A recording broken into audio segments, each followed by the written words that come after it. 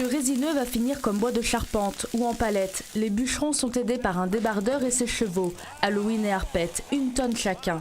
Les troncs attachés à une chaîne vont être sortis sans abîmer le sol.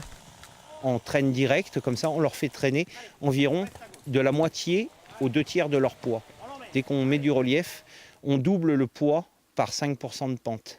Donc l'effort est de plus en plus difficile. C'est pour ça que tout à l'heure, quand je montais les grumes, je m'arrête à peu près tous les 20 ou 30 mètres au bon vouloir des chevaux pour ne pas les éreinter plus que besoin.